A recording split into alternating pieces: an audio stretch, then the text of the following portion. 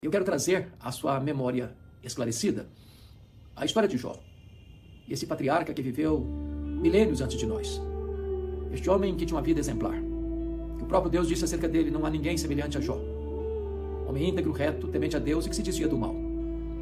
Este homem era o homem mais rico do Oriente. Este homem era o homem mais piedoso do Oriente. Ele era um pai exemplar. Um homem que a Bíblia chega a dizer que ele era os olhos dos cegos, as pernas dos aleijados. Um homem bondoso e compassivo. Mas este homem foi questionado por Satanás diante de Deus, porque acusou de servir a Deus por interesse. Acusou de ser íntegro e adorar a Deus pelos favores que recebia de Deus. Mas se Deus tocasse na vida dele e tirasse o que o próprio Deus havia dado para ele, este homem blasfemaria na face de Deus. E então, Deus permitiu que Jó fosse provado. Jó perdeu seus bens, sendo o homem mais rico, foi à falência. Jó enterrou todos os seus 10 filhos num único dia, sofrendo um golpe duríssimo. A dor do luto, levantar-se das cinzas, recomeçar a vida depois de um baque tão profundo. Jó perdeu sua saúde. Ele ficou chagado, virou uma carcaça humana, perdeu o seu vigor. Seu corpo virou uma ferida aberta. A dor era tão avassaladora que ele mordia nas bolhas cheias de pus para tentar aliviar o seu sofrimento. E raspava com um caco a sua pele necrosada. Se não bastasse esses golpes tão profundos, ele ainda sofre a incompreensão da sua mulher, que disse para ele: amaldiçoa o teu Deus e morre. Ainda conservas a tua integridade? Diante de uma situação tão adversa, de uma crise tão medonha, de um sofrimento tão atroz? Mas Jó ainda sofre a acusação leviana dos seus amigos, que vieram para consolá-lo, mas tornaram-se consoladores molestos, assacando contra ele as mais pesadas acusações e libelos acusatórios. Chamaram-no de ladrão, de adúltero, de louco. Falaram para Jó que Deus matara os filhos dele porque ele era louco. Cravejaram Jó com as suas setas mais venenosas. E Jó, esmagado debaixo do rolo compressor desse sofrimento, ergue aos céus 16 perguntas. Por que, meu Deus? Por que eu estou sofrendo? Por que a minha dor não cessa? Por que eu não morri no ventre da minha mãe? Por que eu não morri ao nascer? Por que os seios da minha mãe não estavam murchos de leite para eu morrer de fome? Por que o Senhor não me mata de uma vez? Ele levantou ao céu 16 vezes a pergunta: por quê? Por quê? Por quê? Por quê? A única resposta que ele escutou ou recebeu das suas perguntas foi um sonoro não de Deus. O silêncio gelado de Deus. Então ele faz 34 queixas contra Deus. E Deus permaneceu em silêncio. Em perturbador silêncio.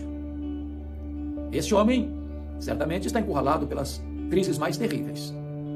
Ele perdeu seus bens, ele enterrou seus filhos, ele perdeu sua saúde, ele não teve mais o apoio da sua mulher, e ele foi acusado levianamente pelos seus amigos. Ele está no fundo do poço. Ele está no fim da linha. O corpo dele, chagado, parece uma carcaça humana. E é diante dessa cena que, apesar de todo o sofrimento que o assola sem pausa, sem descanso, é que ele arranca do peito ainda um brado de esperança e diz: mas uma coisa eu sei, é que o meu Redentor vive. E por fim ele se levantará, e os meus olhos o verão. E então o Deus que inspira canções de louvor nas noites escuras começa a falar com Jó. Mas quando Deus se revela a Jó, Deus não responde nenhuma das suas 16 perguntas. Deus não responde nenhuma das suas 34 queixas. Quando Deus rompe o silêncio, Deus faz para Jó 70 perguntas. Todas perguntas retóricas. E Deus então despeja na presença de Jó a sua grandeza e a sua majestade. Torrentes caudalosas da glória de Deus vêm sobre Jó. E Deus mostra a ele quão grande Deus é, quão poderoso, quão magnífico, quão extraordinário. E perguntou: Jó, onde você estava quando eu lançava os fundamentos da terra? Onde você estava quando eu cercava as águas do mar? Onde você estava quando eu espalhava as estrelas no firmamento? E Deus foi revelando a Jó a sua majestade, a sua grandeza, o seu poder. E Jó foi se encolhendo, e se encolhendo, e se encolhendo, para descobrir as verdades mais extraordinárias que mudaram a sua história. E a primeira coisa que Jó descobre é a onipotência divina. Ele diz: agora eu sei que tudo podes. Você e eu temos impossibilidades intransponíveis. Você e eu chegamos ao fim da linha. Você e eu esgotamos os recursos e não temos mais a quem recorrer, buscando em nós mesmos qualquer força, qualquer alento para prosseguir. Mas Jó descobriu que Deus pode o impossível dos homens. Deus pode tudo quanto Ele quer. Para ele não tem causa perdida. Para ele não tem doença incurável. Para ele não tem casamento irrecuperável. Para ele não tem família sem solução. Ele pode o impossível dos homens. Ele é todo poderoso. É o Criador. É o sustentador do universo. É o Deus da salvação. É o Deus da consolação. É o Deus da providência. É o Deus que mediu as águas na concha da sua mão. Que pesou o pó das montanhas em balança de precisão. Que mediu os céus a palmos. Que espalhou as estrelas no firmamento e por ser forte em força e grande em poder, quando a chamou pelo nome, nem uma só delas ia faltar. É o Deus que olha para as nações da terra e considera todas elas como um pingo que cai num balde. Jó descobriu que Deus é todo poderoso. Você também pode entender isso diante das agruras da vida, das impossibilidades da vida. Deus pode tudo quanto Ele quer. Ele tudo pode. Nós não podemos, Ele pode. Mas Jó descobre ainda que este Deus tem um plano eterno, perfeito, eficaz. E ele diz: nenhum dos teus planos pode ser frustrado. Não cremos no acaso, não cremos em sorte, não cremos em azar, não cremos em determinismo cego, não cremos em olho gordo, não cremos em feitiço. Cremos que a mão de Deus dirige o nosso destino. Cremos que as mãos de Deus controlam a nossa história. Cremos que nada acontece conosco sem que Deus saiba, sem que Deus permita, sem que Deus tenha um propósito. Podemos afirmar que todas as coisas cooperam para o bem daqueles que amam a Deus, daqueles que são chamados segundo o seu propósito. Jó compreendeu então que não existe acaso. Ele estava passando por esse vale escuro e tinha Deus um propósito nisso, embora nesse momento ele não pudesse compreender e discernir todo o propósito de Deus. Mas ele descobre mais. Ele descobre que ele tinha um conhecimento muito limitado de Deus. Ele reconhece que ele falara muitas coisas sem saber, sem compreender. Quando você está sofrendo, via de regra, você expressa a sua dor, você espreme o pus da ferida e você está magoado, triste, e às vezes você fala palavras que você nem mesmo discerne e compreende. O sábio, portanto, é aquele que sabe que quase nada sabe. Porque o que sabemos é muito inferior ao que nós não sabemos. Então o sábio põe a mão na boca e diz: meu Deus, quantas coisas eu falei sem compreender. Mas já compreende também que este Deus é o Deus que olha para a nossa vida e ele diz assim: eu te conhecia, Deus, só de ouvir, mas agora os meus olhos te veem.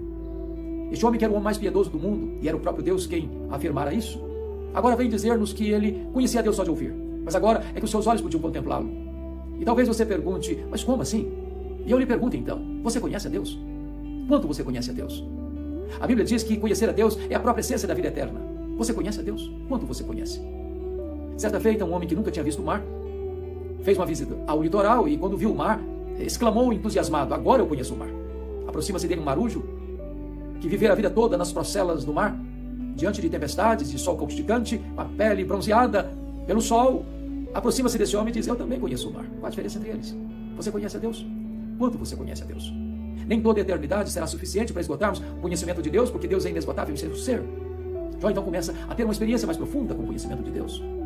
Mas Jó ainda descobre quão pecador ele era. Ele diz: por isso eu me abomino no pó e na cinza. As pessoas que mais choram os seus pecados não são as pessoas que mais pecam, mas as pessoas que mais perto de Deus andam. Quanto mais você se aproxima da luz, mais você reconhece que a escuridão é real no seu coração e na sua vida. Quanto mais longe de Deus, menos consciência de pecado. Quanto mais perto de Deus, mais consciência se tem de que somos pecadores. Então, Jó tem essas compreensões todas, mas a circunstância ainda não mudou. Ele ainda está falido, ele ainda está doente, ele ainda está enlutado, ele ainda está abandonado pela mulher, e ele ainda está sendo acusado pelos amigos. Mas diz a Bíblia que Deus mudou a sorte de Jó quando este orava pelos seus amigos.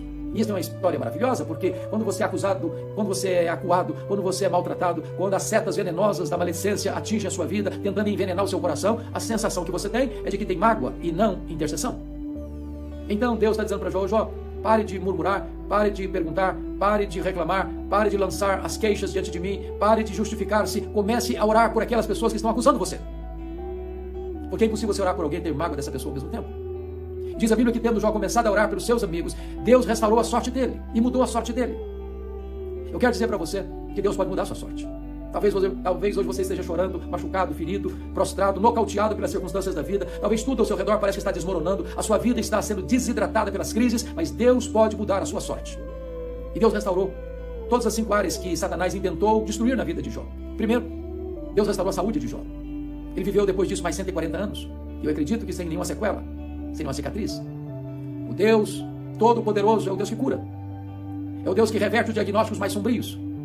Talvez você esteja enfermo, precisando de uma cura, e Deus é poderoso para curá-lo. A segunda restauração de Deus foi a restituição das suas riquezas. A partir dali, Jó se tornou um homem mais rico do que era antes, duplamente mais rico. Deus é o Deus da restituição. Aquilo que foi perdido, aquilo que escoou diante de você, aquilo que se perdeu diante dos seus olhos, Deus é poderoso para restituir e para restaurar a sua vida financeira. A terceira área que Deus restaurou foram suas amizades. Deus diz para os amigos de Jó: vocês vão ter que ir lá em Jó, para Jó orar por vocês, para eu perdoar vocês, porque este homem que vocês acusaram é mais justo do que vocês, e eu não vou ouvir a oração de vocês, eu vou ouvir a oração de Jó em favor de vocês.